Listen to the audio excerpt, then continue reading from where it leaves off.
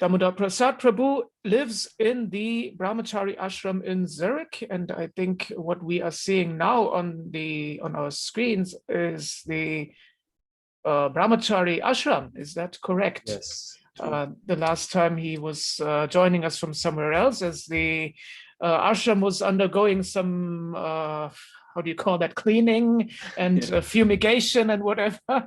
So now he is joining us from the ashram in Zurich, and he has traveled quite a lot in his life, and he has a lot to share with us. So I will hand over to you.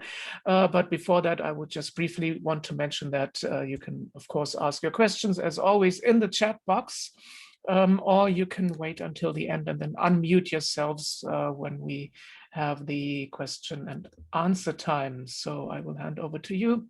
Hare Krishna. Hare Krishna, Prabhu, and Hare Krishna, all devotees. Thank you very much. I speak in English, right? Okay. Okay. Yeah, thank you for having me again. I hope I can share something which is of value. Om Namo Bhagavate Vasudevaya. Om Namo Bhagavate Vasudevaya. Om Namo Bhagavate Vasudevaya. So, reading from Srimad Bhagavad-gītā, chapter number 4, entitled Transcendental Knowledge, text 37.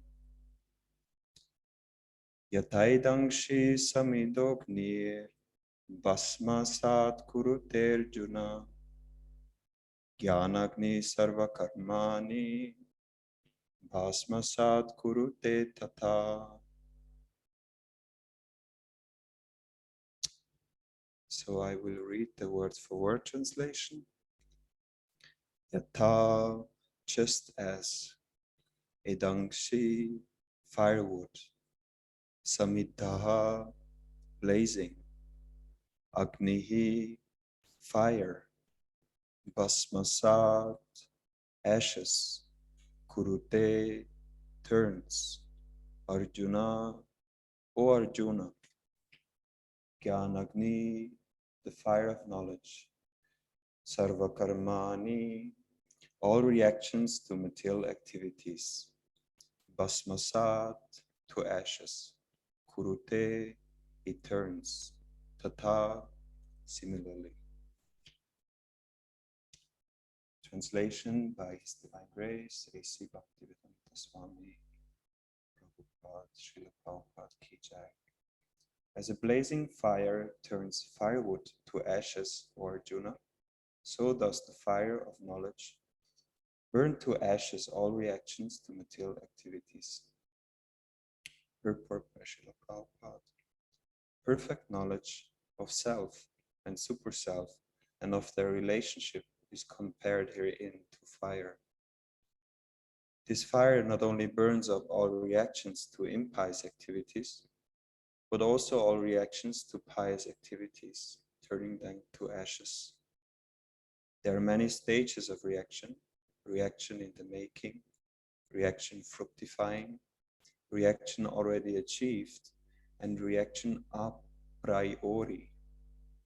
But knowledge of the constitutional position of the living entity burns everything to ashes. When one is in complete knowledge, all reactions, both a priori and a posteriori, are consumed. In the Vedas, Brihad Aranyaka Upanishad 4.4.22, it is stated, Ube uhaivaisha ete taratyamrita sad asadhuni. One overcomes both the pious and impious reactions of work. Oma jnana timirandasya gyananjana shalakaya chakshuru militam yena tasmai shri gurave namaha Shri Chaitanya Vishtam Stapitam Yena Bhutale Swayam Rupa Kadam Ayam Dadati Swapadantikam Vandeham Shri Guru Shri Uta Padakamala Shri Gurun Vaishnavanscha Shri Rupam Sagrajatam Sahagana Raghunatang Vidang Tang Sajivam Sadvaitam Savadhutam Parijana Saitam Krishna Chaitanya Devam Shri Radha Krishna Padam Sahagana Lalita Shri Vishakhanvitam Sha He Krishna Karuna Sindhu Dinavan Jagapate Gopesha Gopika Kanta Radha Kanta Namostute Tathā Kanchana Gaurami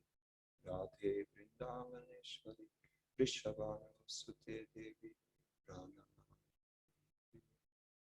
Vanchakalpa Tarubhyascha Kripa Sindhubhyeva cha Patitanam Pavanebhyo Vaishnavebhyo Namo Namah Jai Shri Krishna Chaitanya Prabhu Nityananda Shri Advaita Gadadhara Shivasadi Gaura Bhakta Vrinda Hare Krishna Krishna Krishna Hare Ram Hare Ram Ram Ram Hare Kam Karoti Vacharam Kakripatamam Krishna Padaya Krishna Krishnaya Bhutale Srimate Bhakti Swami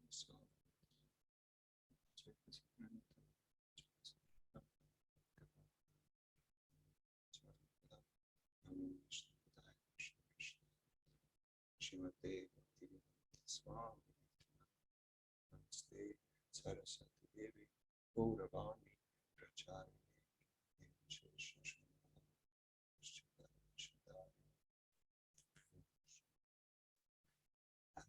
Just short question. I'm supposed to end at 8 with question and answer. Is that correct?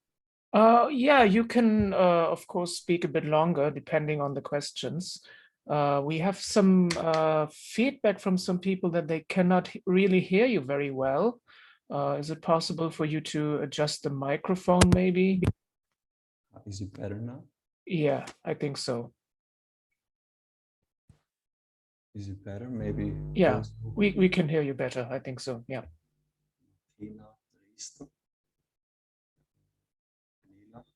Maybe you can give short feedback, but otherwise I'll continue. And yeah, it sounds okay now. I think this how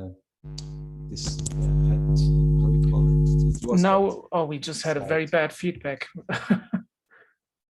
So just try to continue, and we'll see, and we'll give some feedback. Okay. Or hold on. How is it now? Better. Okay, I'll just speak like that then. Okay, so we are here in the 4th chapter. Very important chapter. It explains how we actually we receive knowledge, transcendental knowledge. And as very often in Bhagavad-gītā, Krishna is using an analogy to explain something. And here the analogy is fire, which is compared to knowledge. In the introduction to Bhagavad-gītā, I just read 1-2 sentences. Prabhupada says,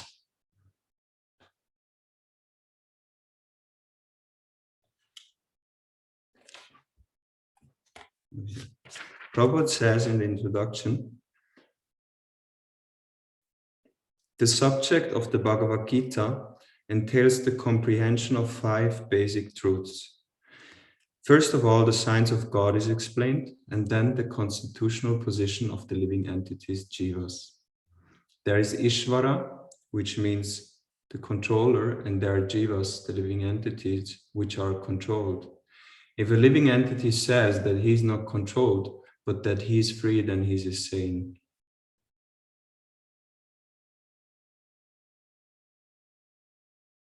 So in the Bhagavad-gītā, the subject matter deals with the Ishvara, the supreme controller, and the jivas, the controlled living entities. Prakriti, material nature, and time, the duration of existence of the whole universe or the manifestation of material nature, and karma, activity, are also discussed. And then there's another sentence here. So the Lord, the living entity, material nature, and time are all interrelated and are all eternal. However, the other item, karma, is not eternal. So that is an important point here. In this verse, basically, we hear about karma. If we want to see it in terms of these 5 subject matters. And these 5, of course, there are many things discussed in Bhagavad-gītā, but all of the knowledge given by Krishna can be grouped under these 5 headings. And this verse speaks very particularly about karma. And this verse establishes very nicely that karma is not eternal. Karma is temporary and it can be destroyed.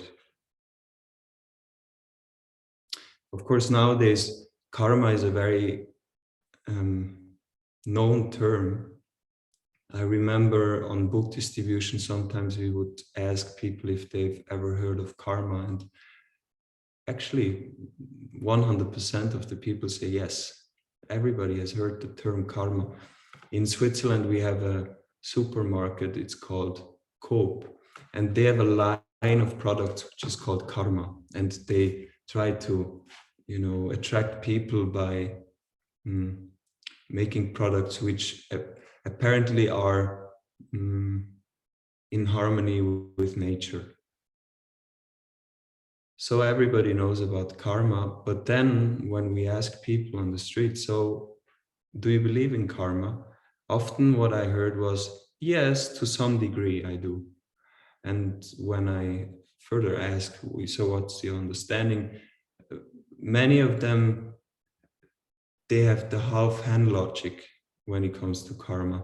They accept that they can use it for their benefit, means they do something pious, they will get a certain result which is beneficial.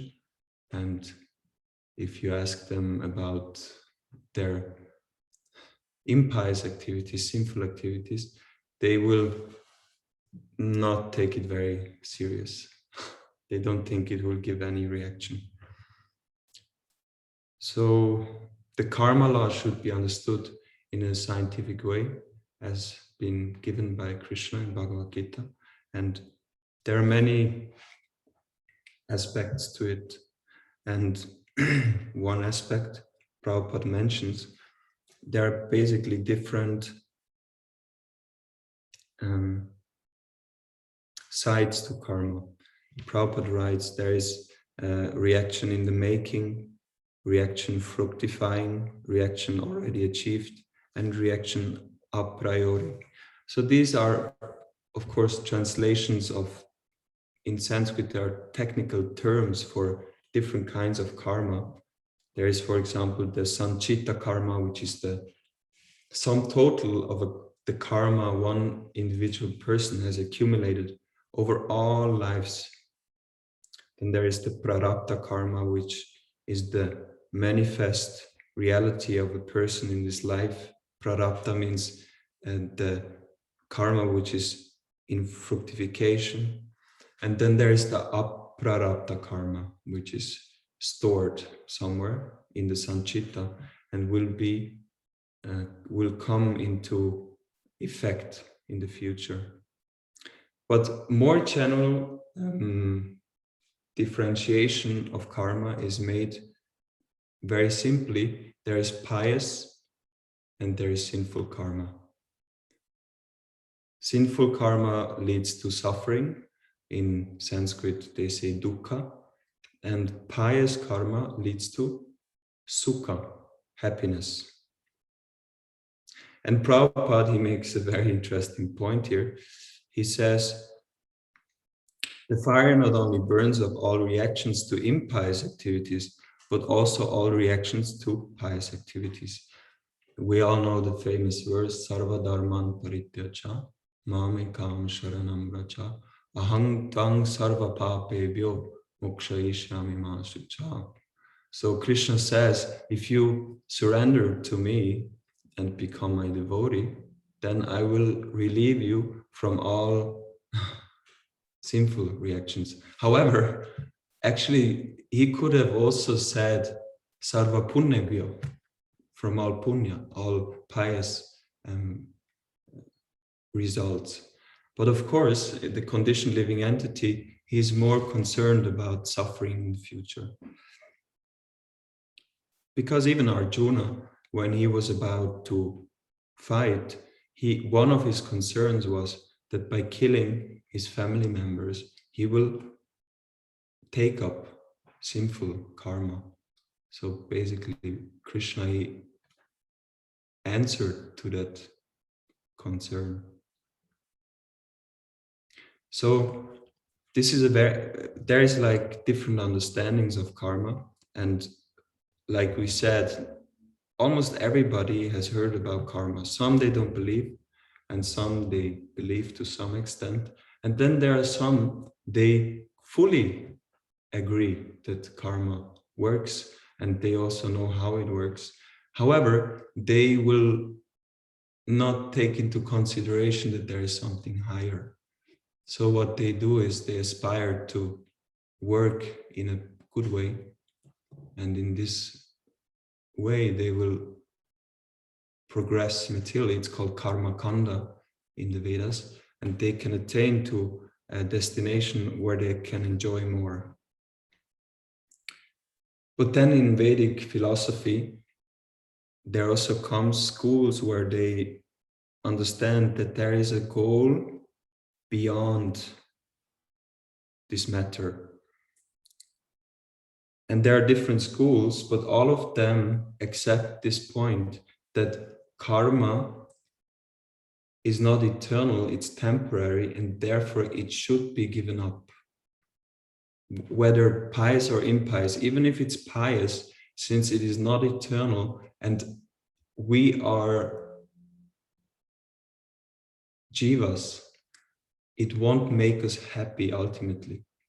So all of the schools who accept some transcendental goal, they will agree that karma has to be transcended. And then the question comes, how do we transcend karma? And this is explained in this verse, it's by knowledge. And what kind of knowledge? Prabhupada, he writes in the first sentence, perfect knowledge of self and super self and of their relationship is compared herein to fire. And there is the verse in the 13th chapter, Kshetra gyam chapimam vidi sarva kshetreshu bharata kshetra kshetra gayor jnanam yathā jñānam matam mama. Krishna says to Arjuna, O sign of Bharata, you should understand that I am also the knower in all bodies. And to understand this body and its knower is called knowledge. That is my opinion. So that's what Prabhupada quotes. Basically, to understand the Ishvara and the Jiva and their relationship is knowledge. But Prabhupada, we know Prabhupada's books are very potent because he has chosen to explain the verses in a very, very careful way in order for us to understand how to attain perfection. And when we read carefully, Prabhupada says, perfect knowledge of self and super self. So it's not just knowledge of the self and super self and their relationship, but it's perfect knowledge. And this leads us to another point, that these different schools of philosophy in India, they all agree that there is the Atma and that there is a Paramatma. They also agree that there is a Prakriti, and they also agree that there is time, karma. They all agree that there are these 5 basic truths, but they have a different opinion on how they are related to each other. And sometimes it sounds very similar, but it's actually not. Just a few days ago, I was helping a friend He is a friend in our congregation, and he bought some book, how you say, cupboards for books. So we helped him, and then there was one student, Indian student. I also saw him in our temple, and I drove in the car with him, and we started to talk. He's from Chennai in South India, and he grew up in a Vaishnava family. And he also has a Sikha, and he comes to the temple. And so we started to talk, and then we talked about philosophy. And at one point he said, and then we will attain mukti, liberation. So I became a little bit curious, because of course he's a Vaishnava, but our goal, we know, is not really mukti. Our goal is prema. So I inquired, what do you actually mean by mukti? And he said, mukti means you enter Narayan. And I was shocked, like, okay, he's a Vaishnava, but he basically says that we merge into Narayan. So then I discussed with him, of course, and told him that we actually have a different understanding. And to him, it sounded like the same, but for me, it was completely different. And for us, it is. And by explaining, he also could see the difference, that we actually understand we are eternal living beings, meant to serve the Lord, and not meant to dissolve. And of course, they say to not exist ultimately is the goal, but that's not our understanding. So, but they have an understanding of Paramatma. They will also say, yeah, I agree, there is Paramatma, and I am Atma. But they have a different understanding in the prayojan, the goal of life. So that is important to always bear in mind. And we know Prabhupada, he was very careful to present the right philosophy. We have in his pranam, we say, Nirvishesha Shunnavadi Paschatadesha Tarine, that Srila Prabhupada came to make people understand that there is a goal beyond just impersonal liberation. That there is actually a world, spiritual world, where the Lord lives and where we are meant to be and serve him.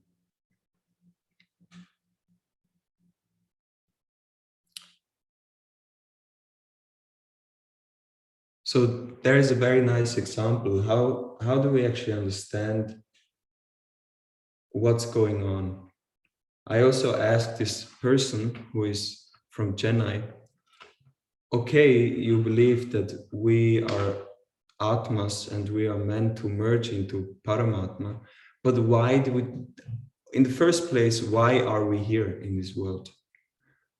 And he plainly told me he doesn't know.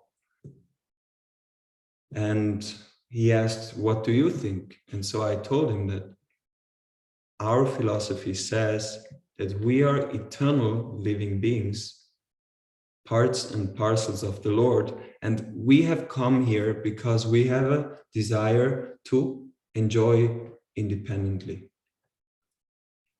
And I asked him, don't you think it's important to understand why we are here? And he kind of started to think, and he didn't really have an answer. He said, not really, because as long as I know I can attain liberation, it's fine. So that point is important, because there is an example given about the prison house. This material world is compared to a prison house because all living beings who are not willing to serve the Lord, they will come here and they will take up a material body in order to enjoy material sense gratification. And that's where we are. And Now, what the Mayavadis, for example, or the impersonalists in some degree try to do, they try to break out from the prison. Actually, they don't understand in the first place, like I asked this friend from Chennai, that there's a reason why we are here and suffer. So they think it's just some accident and they can get out by just somehow or other not creating any new karma. So they don't understand that the reason they are here is because they don't obey the Lord, they don't obey Krishna's will. And they try to break out. But our understanding is very different, that we know we are here in this world because our mentality is not right. And now, in order to go out, we have to reform our mentality.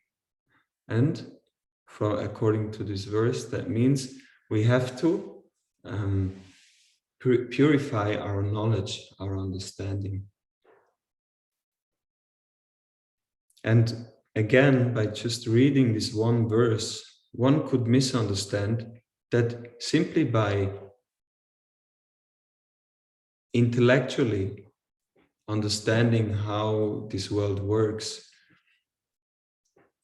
I will get a ticket to become free from karma and leave the cycle of birth and death. But that's not the right understanding, because there have been many verses before, and one very important verse is tatvidi pranipatena pariprashnena sevaya upadekshanti te jnanam kaninastatadarshanam. That Krishna is saying to Arjuna, this knowledge you can actually attain by approaching a self-realized soul, a guru, and by serving him and inquiring with humility, he will impart the knowledge to you. So that's the difference between jnana and vijnana, that one is just information on an intellectual platform, and the other is realization, understanding.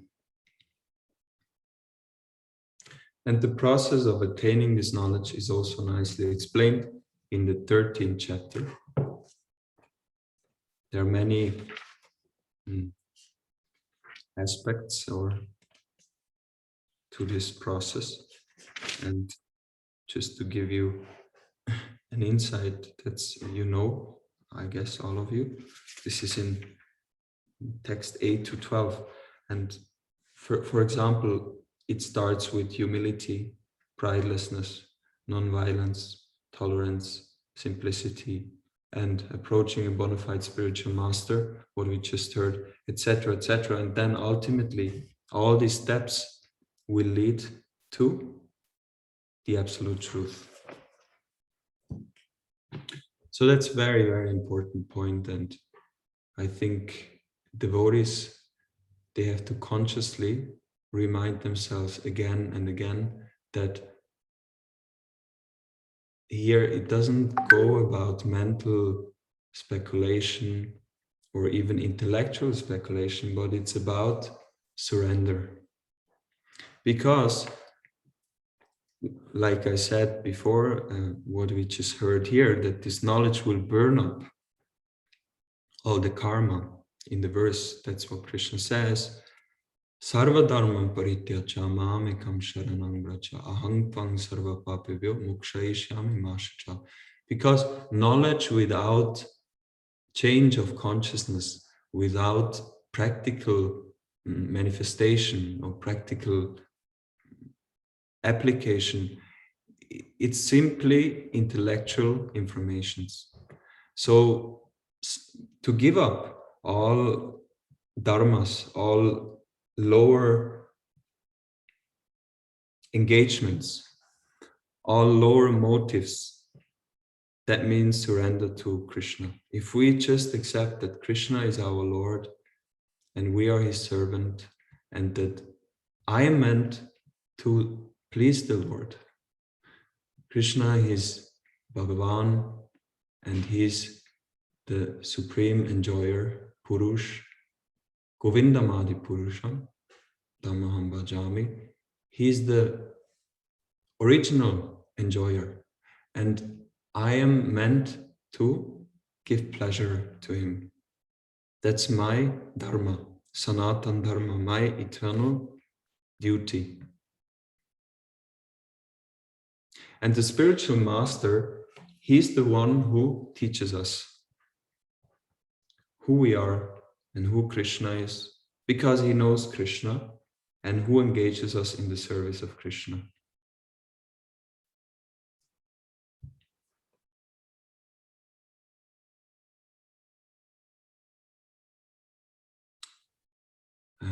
How does this verse go? Just have a blackout. Every morning we sing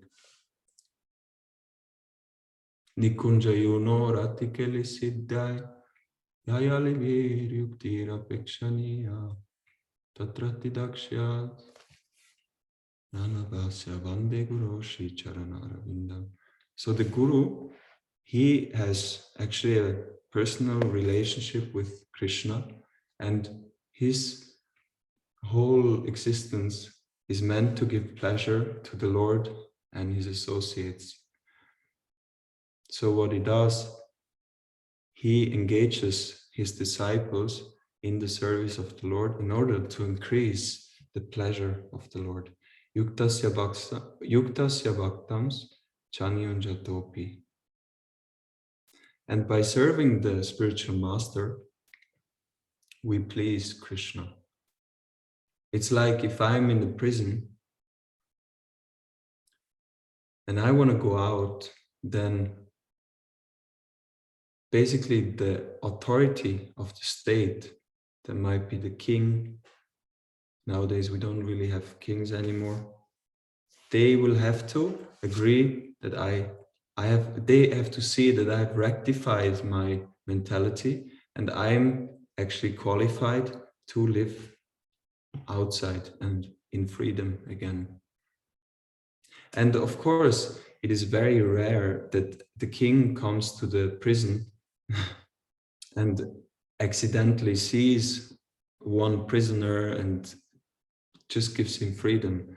However, there are plenty of employees of the king who go to the prison and they actually consciously help the prisoners to reform and rectify themselves. So that's the guru, and he is very merciful, therefore. Yeah, and also in this Gurvashtakam we sing Yasya prasada Bhagavad-prasada Yasya prasadam nagati kutopi. That the giving pleasure to the guru means giving pleasure to Krishna, and not giving pleasure to the guru or displeasing him means displeasing Krishna. So that's actually the essence of all knowledge, that we are eternal servants of Krishna. Jivara Swarupoi Krishna Nityadas. And what's the duty of a servant? To serve the Lord, the Master, to please him. That's the whole essence of knowledge, and by just applying this, we will attain our perfection. And actually, by service, tatvidi panipratena pariprashnena sevaya, by serving these liberated personalities, they will impart the knowledge unto us. Divegyan ride prokashito. It's not something I can just collect myself. Of course, I can read, I can memorize, but the realization in the heart, actually to see reality according to scriptures, that can only be given by Guru. And who is our Guru? Our Guru is Srila Prabhupada. He's the most merciful personality, because he has given us Krishna consciousness to the whole world, actually. And he has given the whole process to attain the ultimate perfection of human life. And now it's up to each and every one to take this gift and take it seriously and practice properly.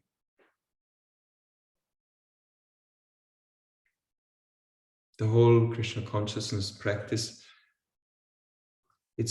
Prabhupada always said, it's simple, it's easy, but for those who are difficult, it's difficult. So we have to become, or try at least to become simple, and then just follow these instructions. And what is this? Chanting Hare Krishna, following the 4 regulative principles: no meat eating, no eggs, no fish, no gambling, no intoxication, no illicit sex. And then to serve the Lord. And Prabhupada has given us very clear understanding how we can please the Lord. So we can serve in the temple or at home. If we have some small deities, we can cook, or we can perform arti, we can sing, we can read about the Lord.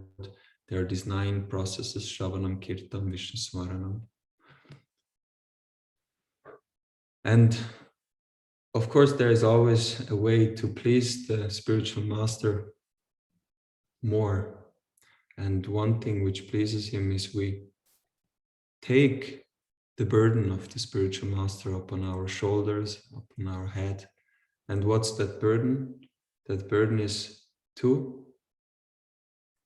preach, to inform the people who are ignorant about their relationship to Krishna and connect them. That's very pleasing to Krishna.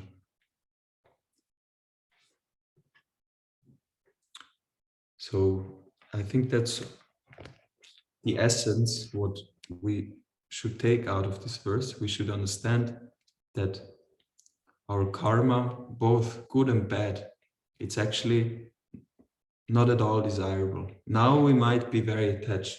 Some of us are beautiful, some of us are very intelligent, some are very wealthy, so on, so on. However, it's like if you're in a prison, and even in the prison, we all know there are different grades of prisoners. There's the first class prisoner, the second class prisoner, and the better a prisoner behaves, the more facilities he will get. For example, he can go out a little longer for a walk, or I'm not sure, I haven't been in the prison really, but maybe some they get a TV, I'm not sure, or then they can take up more responsibility, basically meaning they get more freedom. But if one is sober and knows what freedom actually means, he will never be attached to it if he knows there is actual freedom outside. And that's our position. We should try to understand that the gift which Prabhupada gave us is so far superior to everything we have and can imagine in this world, that by having faith of this wonderful goal, we can practice wholeheartedly and surrender and attain the goal of going back home, back to Godhead. Hare Krishna. I would end here, and maybe jñāna-agniḥ Prabhu would like to add something, or Karuna Shakti Prabhu. I don't know who else is here. Yeah, Hare Krishna. Thank you. Actually, I have a question. So I wonder, like, actually it's about this knowledge, because I wonder, like, how is it that knowledge is connected with jnana? We also know there's jnana yoga, but we also know that jnana is connected with mukti, like you spoke about that also. So what is actually the connection? Like, how is and what is the difference of the knowledge in which is bringing us to mukti, and of the knowledge which is which we are actually desiring, or because basically we are not desiring mukti, or we accept that this is not our goal. So, but we also deal with knowledge, or we also hear in this verse that knowledge burns the karma, and we heard in the verse before it was explaining that with this transcendental knowledge one can cross the ocean. And so yeah, I was just wondering if you could say something about that. Okay, so your question is, what's the connection between the information we hear and we call knowledge, and then also the knowledge maybe which is connected to mukti? And I mean, basically the question is like, how is it that knowledge leads to mukti, and how does it work? And because I wonder, like, we know this, the jnanis, and we say they try to attain liberation, and but how is it really connected? Like, because okay, yeah, please go on. You wanted to say something? yeah, it's just there's some. Just close the door because there's some background noise. 1 second. Jnānāgniḥ Prabhu's father now. How do you go?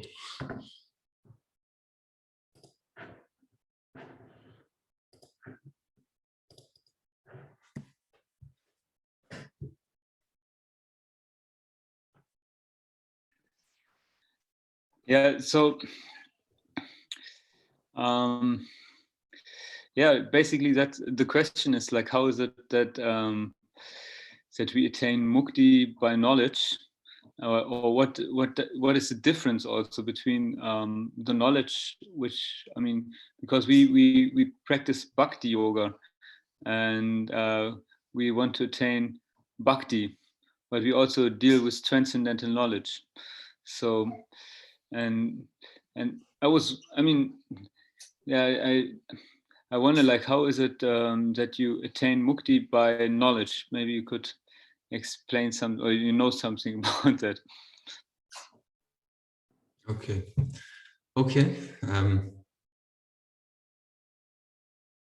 So maybe to try to explain it a little bit more broad. There is conditioned life and there is liberated life.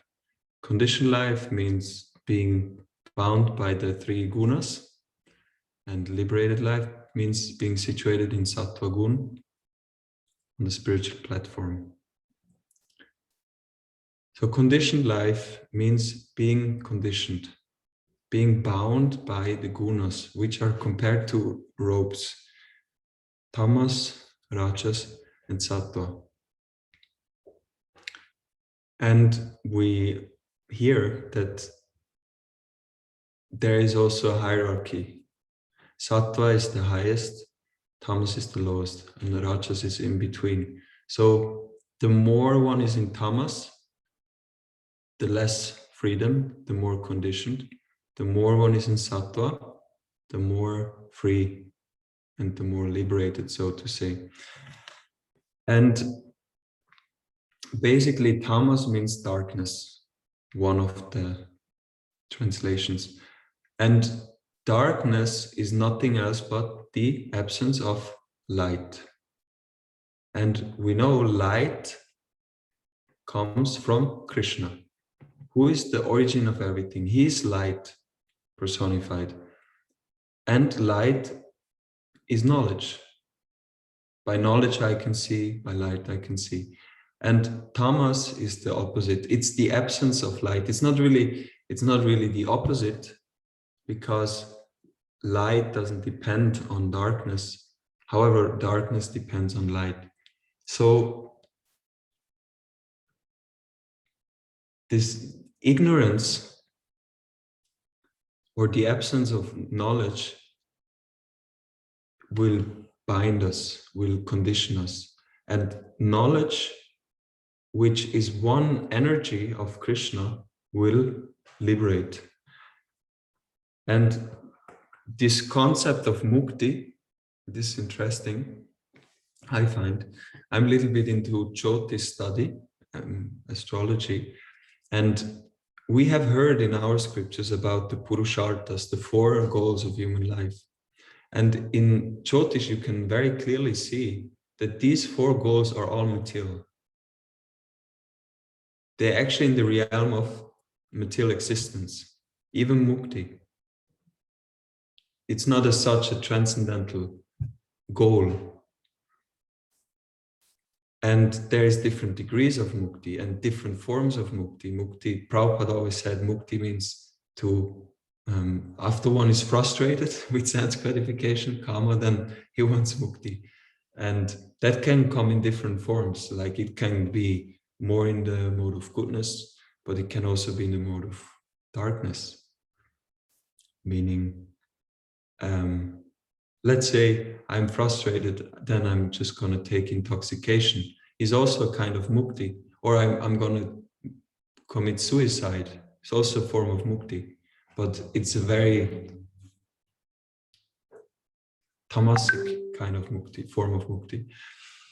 So mukti is a purushartha, it's a desire of the living being, because in the material world there is always frustration at every step. So it means every living being has a natural tendency to look after liberation, mukti. And if one takes to the path of mukti by knowledge, he can progress, he can elevate himself to more sattvic realms. And sattva, it's still material existence, but sattva, it's close to sat. It's so the pure sattva, or almost pure, because in the material world sattva is always mixed. It's like sat, but not really. Like Brahma, to us it seems like he's eternal, but it's not. So that's what I would say in connection to jnana and mukti, because Krishna is called Mukunda. He's the giver of liberation. And why? Because he is the origin of all knowledge. And knowledge is light, which frees the consciousness from darkness, from ignorance. But then what is our knowledge?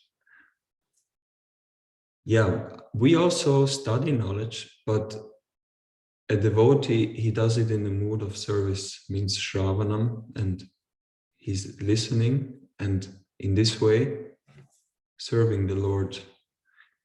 And it's very different from Jnana Yoga. Because Jnana Yoga means very conscious attempt to understand in order to, in order to get liberated and become free. So this verse, what's this verse from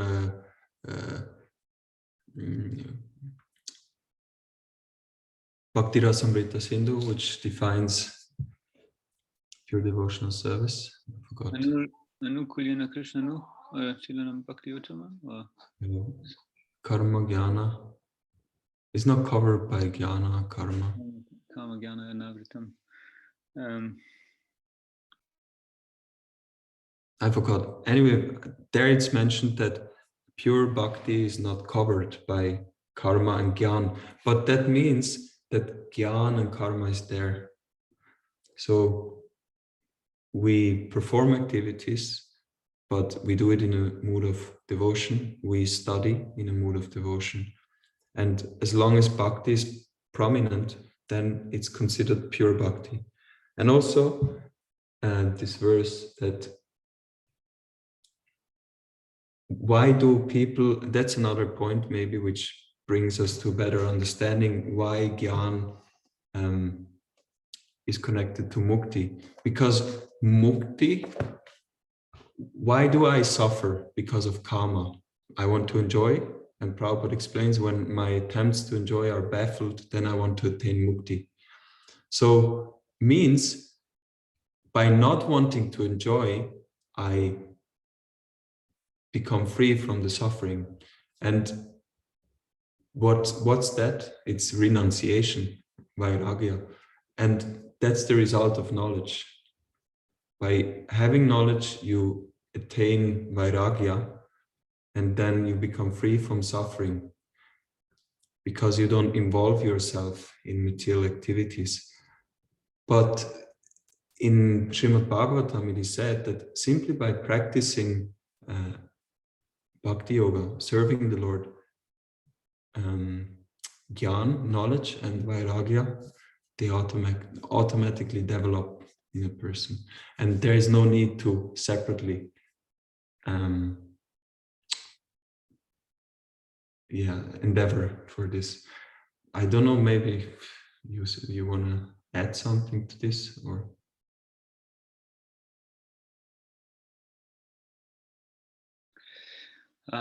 Yeah, thank you very much. I think, yeah, just when you said the last, what you said last, I think this is, I mean, one thing which we also know that there's Gyan and Vigyan, like you also said, this knowledge and the realized knowledge, like the theoretical knowledge and the realized knowledge.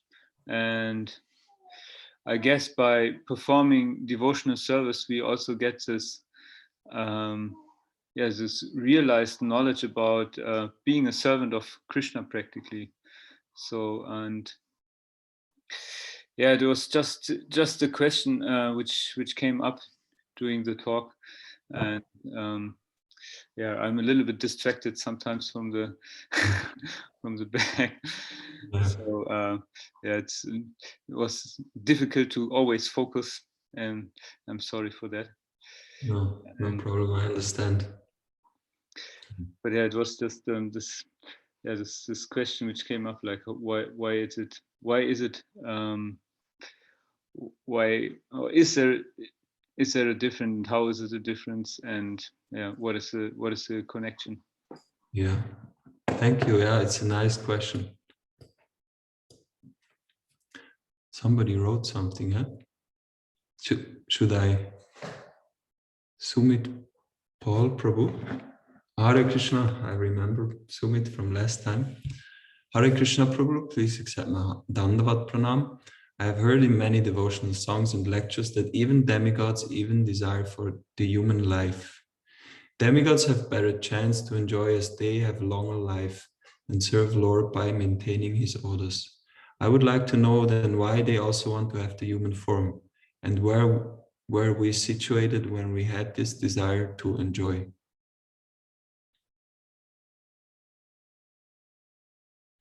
So the last question I don't understand, but maybe Sumit Prabhu, you want to? And where we situated when we had this desire to enjoy. What do you mean exactly? Prabhu, the thing is, as you have mentioned in the lecture, that we had some kind of desire to enjoy, so that we came to this material life, right? So when this desire came to our mind, at that time, where were we? We were in heaven or in some other planets? That is my question. Okay, I can tell you straight away, I don't know. And as far as I know, nobody gave a final answer to this question. There is a whole philosophical debate about it. For example, one group says we came from the spiritual world. And some say, no, it's not possible because once you are in the spiritual world, you cannot come. So I don't know the answer to that. And so the demigods, I once heard a nice analogy that, like if you have a building and let's say you have a 7-story building and you are up in the 3rd floor or 7th floor, and you get a desire to leave the building and go somewhere, where do you have to go? Down the stairs, obviously. Yeah, to the ground floor. Yeah. And somehow I really like this because it makes sense that this Bhu mandala on this platform, that's the exit. And what I have heard is that because in the higher realms, there can be a lot of distraction from enjoyment. Of course, there are different realms, like in the where the demigods live, they just have a lot of enjoyment. But then when you go higher, there is also Tapaloka, for example, and there people, they take a lot of austerity, and it's described in Bhagavatam that slowly they rise themselves up, and eventually when they attain Brahmaloka, Satyaloka, that's a very elevated place. And normally at the end of the life of Brahma, they will go back home. But it's a very slow path, and also the goal, I don't know where they go, but we know that there are different places in the spiritual world. And Chaitanya Mahaprabhu, he came to give the ticket to Goloka Vrindavan, which is the most elevated place in the spiritual world. And I don't think that you can reach that place from Satyaloka, for example.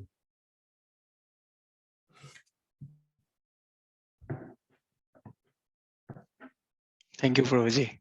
Thank you, Prabhu. Thank you all very much. Thank you, Chanitai Prabhu, for inviting me. I have a little remark or maybe a comment, because you were mentioning a verse from the Bhakti-rasamrita Sindhu, and you just didn't come to your mind. Was it possibly Anyabila Shita Shunyam Jnana-karma? Yeah, I just looked it up while you were talking about it. I also remembered it somehow in the back of my mind, and I looked it up. I just posted it into the chat box. There it is. When first-class devotional service develops, one must be devoid of all material desires, knowledge obtained by monistic philosophy, and fruitive action. The devotee must constantly serve Krishna favorably as Krishna desires. So that is from the Bhakti-rasamrita Sindhu. And by the way, it's also quoted in the Chaitanya Charitamrita, in the Madhya Lila. Yeah, that's how I found it on the internet. So that is the wonderful possibilities that we have nowadays. Our brains have become so small, but we have the internet and we can look up things. Yeah. That was the verse you were talking about. Maybe you can say something about it, or maybe someone else has a question. I think you read it and it's clear now. Yeah. Well, maybe Chanitai Prabhu, you want to say? No, I think it's a very powerful. Actually, it's a very important verse, and it's good to learn it. And thank you for that you bring it up and that we can refresh it. And yeah, it states a little bit the question I had, or the confusion I had. But I think, yeah, you were also speaking already about it, like one must be devoid of all material desires and knowledge obtained by monistic philosophy. So that was basically my question, like, what is this knowledge obtained by monistic philosophy, which is which one has to be devoid of. But maybe this is becomes too late if we start to speak about it again. But yeah. Yeah, I just want to say thank you again, and also I don't know, now in these Corona times, it's not so easy to go to India or something, make a pilgrimage, but just wanted to extend my invitation to all of you that Berlin is not too far from Zurich, and you might feel like, hey, I am not able to go to India, so let me go to New Jagannath Puri in Zurich. And jñāna-agniḥ Prabhu, he has come here a few times, and hopefully he will come soon with his family. And yeah, also, I can recommend it. It's a very, very nice place with very nice devotees. And yeah, I hope we soon can be able to come. Also, I heard the situation in Germany is quite strict, and in Switzerland we are allowed to do Harinam again, at least sitting Harinam. So you might feel like, wow, I missed sitting Harinam in general, singing with the devotees. Then you're most welcome to ask jñāna-agniḥ Prabhu to connect you with me or the temple, and then please come and visit. We'd be happy to serve you here. Thank you very much for this wonderful lecture and your insights, Damodara-prasada Prabhu. Next week, we will have Mangala, who will speak to us. I think she's also among the participants of this meeting. After that, the week after that, we will have Amarendra Prabhu, who is quite... wow, you said it. He's quite a well-known person, not just on the internet, but yeah, mostly over the internet. Some congregational members have requested his participation because they felt very inspired by watching his YouTube videos. So this video will today's presentation or today's talk will also be put up on YouTube, and yeah, via the internet we can always have some sort of community or some sort of association. And after that, on May the 26th, we will have Lokapavani, who, by the way, is in Switzerland nowadays. She's in somewhere near Winterthur. She used to be at the Bhaktivedanta College until recently, and now she's in Switzerland. Yeah, we will hear from these illustrious persons in the next 3 weeks, and hopefully very soon from Damodara-prasada Prabhu and others also again. And you can all join us Wednesday evenings at this time, 7 o'clock Central European time. Yeah, and with that, I say goodbye and good night and Hare Krishna. Thank you very much.